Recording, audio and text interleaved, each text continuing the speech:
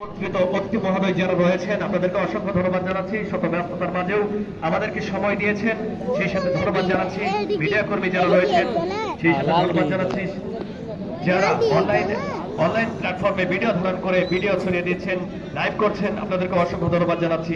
আয়োজক কমিটি যারা রয়েছেন আপনাদেরকেও ধন্যবাদ জানাচ্ছি বেগুনবাড়ি যুব সমাজকে। বল 500 টাকার বাইরে থ্রোয়েট পাবে এখান থেকে। নাইজেরিয়ার ফুটবল একাদশ বাড়িয়েছে চতুর্থ খেলার উদ্দেশ্যে। দেখা যাক কি হয়। সে ফরেন খেলোয়াড় বাধাপ্রাপ্ত। বল 500 টাকার বাইরে থ্রোয়েট করবেন, করলেন কিন্তু না। এগেইন থ্রোয়েট। বাংলাদেশি ফুটবল একাদশ এবং নাইজেরিয়ান ফুটবল একাদশের মধ্যকার আজকের প্রীতি ম্যাচ, যার জন্য আয়োজন ময়মনসিংহের উদীয়মান ফুটবলার হৃদয় আহমেদের জন্যই আজকের এই ম্যাচের আয়োজন।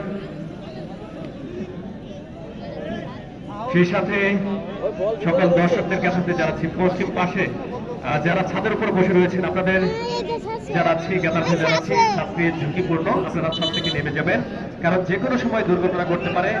কর্তৃপক্ষ কোনো দুর্ঘটনা কামনা করে না। আমার আক্রমণ ছিল একটা অনেক উপর দিয়ে